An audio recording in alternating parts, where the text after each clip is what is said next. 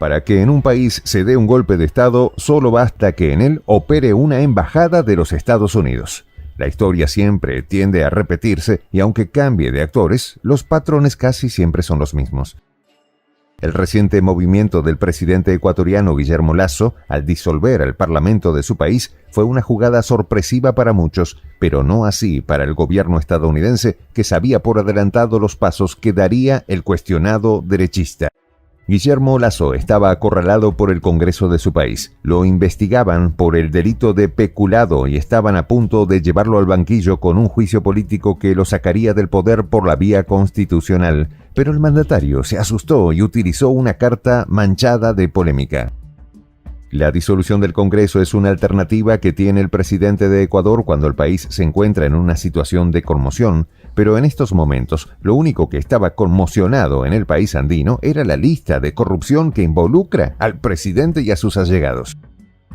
Aún así, el presidente ecuatoriano aprovechó su acercamiento con el gobierno de Estados Unidos para dar el polémico paso considerado por muchos en su país como un golpe de Estado que violenta tanto la Constitución como la voluntad de los electores. Como es de imaginarse, el gobierno de Estados Unidos le dio el visto bueno a la decisión de Guillermo Lasso de anular al poder legislativo y convocar nuevas elecciones. En términos de la diplomacia de Washington, eso significa que avalaron un golpe de Estado. Apoyamos a las instituciones democráticas en Ecuador, declaró en conferencia de prensa el portavoz del Departamento de Estado, Vedant Patel. Agregó el funcionario, a nombre de su gobierno, que seguirá trabajando con el gobierno y el pueblo de Ecuador para alcanzar sus objetivos. Pero como los pueblos saben quiénes se esconden detrás de este golpe y han salido a reclamar sus derechos, los mismos estadounidenses llamaron a todas las instituciones gubernamentales y a los ciudadanos a garantizar los procesos democráticos y conservar el orden. La traducción de esto es: se la aguantan.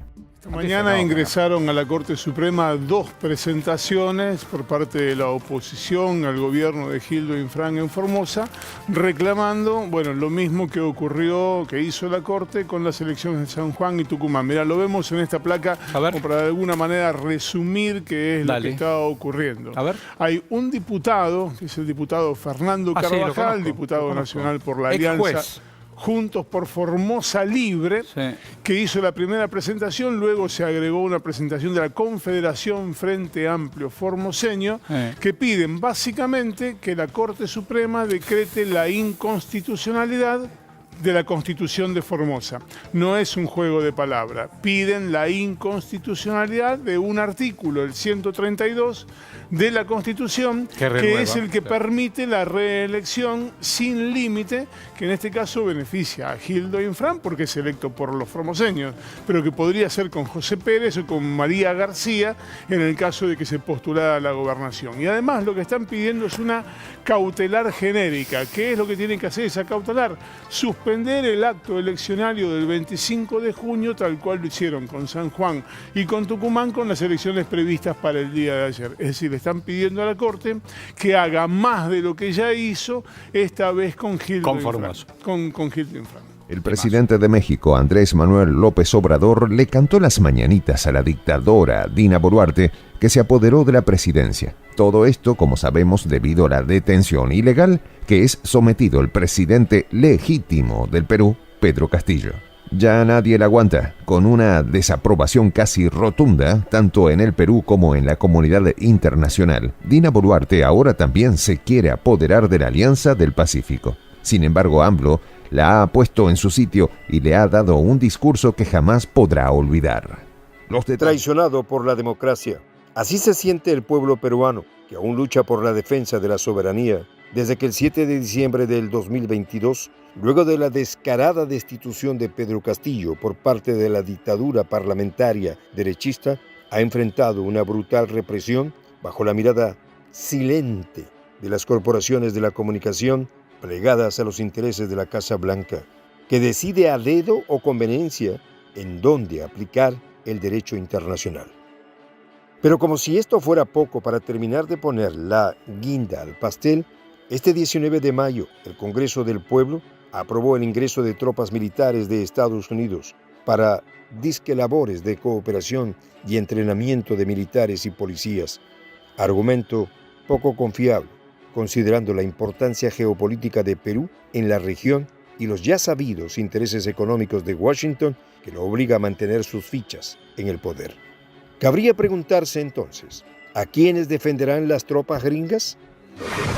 En alerta máxima se encuentra el gobierno nacional tras la declaración de un coronel en retiro, quien aseguró que buscan sacar de su cargo al presidente Petro. David Parra, ¿a qué se refería el ex militar y qué es lo que dice el gobierno?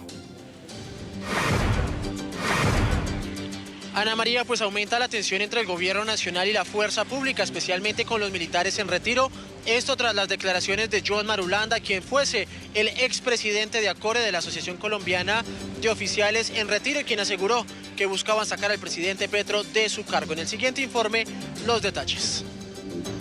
En las últimas horas, una declaración pública de John Marulanda, expresidente de la Asociación de Oficiales Retirados de las Fuerzas Militares, ha generado alerta en el gobierno nacional. Yo creo que en el Perú las reservas fueron exitosas, en el sentido de que allá lograron defenestrar a un presidente corrupto.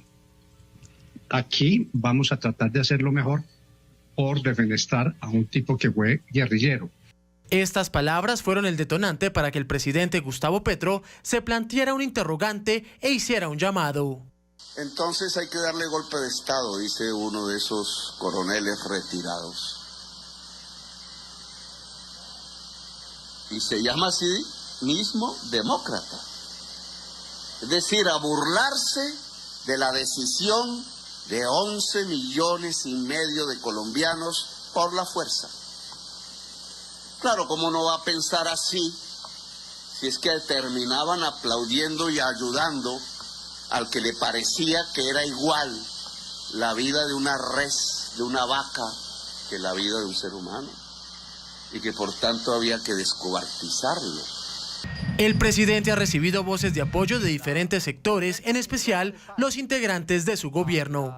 Después de las palabras del coronel John Marulanda, queda claro quienes no respetan la independencia de poderes, ni la Constitución, y quieren un golpe de Estado. Pero vamos a rodear al presidente Gustavo Petro para hacer respetar la democracia. El llamado de uno de los participantes de las recientes manifestaciones en contra del gobierno Petro han generado molestia y se ha considerado como un ataque directo a la democracia en Colombia. Les saluda RM. El ministro de Asuntos Exteriores ruso, Sergei Lavrov, declaró hoy que Rusia entró en una fase de confrontación agudísima con el bloque agresivo compuesto por Estados Unidos, la Unión Europea y la Alianza del Atlántico Norte. Si lo dice este hombre, que es comedido, ajustado y equilibrado, es que la situación está bien fea. De acuerdo con sus palabras, en Occidente se formuló abiertamente la tarea de vencer a Rusia en el campo de batalla, pero no detenerse con esto, sino eliminarla como competidor geopolítico. En ese contexto, sostuvo que las decisiones que se abordan y se toman en el marco de la cumbre del Grupo G7 en la ciudad japonesa de Hiroshima, están dirigidas a la disuasión doble de Rusia y la República Popular de China. Lavrov destacó que Estados Unidos usó la crisis ucraniana para consolidar su área de influencia, pero esta consolidación se parece más a una sumisión total de su voluntad. Sin embargo, al mismo tiempo, apareció una línea de fractura entre el occidente colectivo y la mayoría global de países del sur global y del este, dijo. Especial para Sin Mentiras, les habló RM. El victimario llega con orgullo a Japón para contemplar su poder destructivo sobre los seres humanos. Hasta ahora, el gobierno de Estados Unidos no ha ofrecido disculpas formales por los miles de fallecimientos de civiles japoneses en los bombardeos atómicos de Hiroshima y Nagasaki, y Biden no será la excepción. En un gesto que aparentemente busca honrar a las víctimas japonesas de la bomba atómica estadounidense, Biden se plantará sobre los restos del holocausto japonés para negarse a ofrecer disculpas por este tremendo acto de barbarie. Mientras el presidente Joe Biden se prepara para visitar el Museo Conmemorativo de la Paz de Hiroshima, junto con otros líderes del G7, la evidente ausencia de una disculpa por los bombardeos atómicos de Hiroshima y Nagasaki durante la Segunda Guerra Mundial es una muestra clara de la arrogancia de su administración. Cuando se le preguntó si Biden ofrecería una disculpa por los bombardeos nucleares, el asesor de Seguridad Nacional de la Casa Blanca, Jake Sullivan, respondió rotundamente: no, Vale señalar que ningún presidente estadounidense, hasta la fecha, se ha disculpado por la decisión de usar bombas atómicas en Japón. La visita al museo, que exhibe los restos del único edificio que sobrevivió a la explosión nuclear en Hiroshima, coincide con la cumbre del G7 de 3 días en la ciudad, que incluye a Estados Unidos, Japón, Reino Unido, Francia, Italia, Alemania y Canadá. Por su parte, John Kirby, portavoz del Consejo de Seguridad Nacional de la Casa Blanca, defendió la visita de Biden utilizando el mismo argumento al que se aferran a los países victimarios. Afirmó que su visita está centrada en el futuro. Cuando se le presionó sobre los llamados a Estados Unidos para que se disculpe por los bombardeos atómicos, Kirby desvió la pregunta, lo que ilustra aún más la falta de voluntad de la administración para abordar el problema. A punto de quedar como mala paga. Así se encuentra Washington si no consigue que el Congreso, de mayoría opositora, apruebe un nuevo aumento del techo de su deuda que ya sobrepasa los 31 billones de dólares. Mientras Biden espera, sus rivales republicanos decidieron ponerle un bozal a la conducta desbocada del jefe de la Casa Blanca, quien desea más billetes sin ningún tipo de control.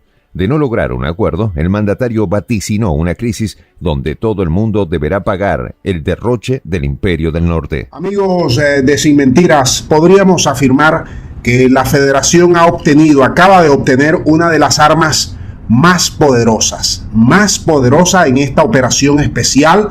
Se ha comprometido una información o enorme información, diríamos nosotros, de muchos servidores que permitían mapear de manera interactiva, online, activa, esta información de todos los servidores que permitían, repetimos, mapear las coordenadas y los sistemas de defensa del enemigo y de ellos mismos. Estamos hablando que se ha comprometido la información de servidores denominados Delta. Esta información, triangulada por la OTAN, por las hamburguesas y por el mismo títere comediante, han perdido el control.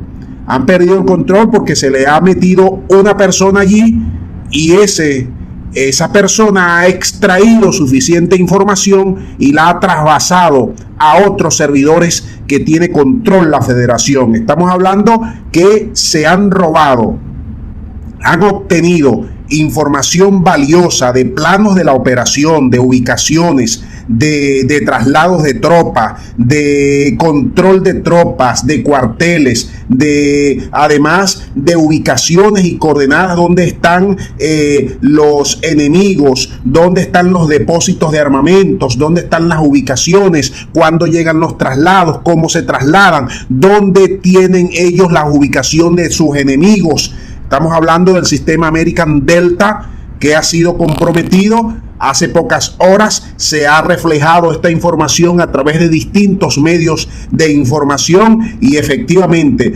toda esta información se ha trasvasado. Y antes estaba de visita, primero Vaticano, luego se entrevistó con Giorgia Meloni, Italia, posteriormente se fue hasta Alemania.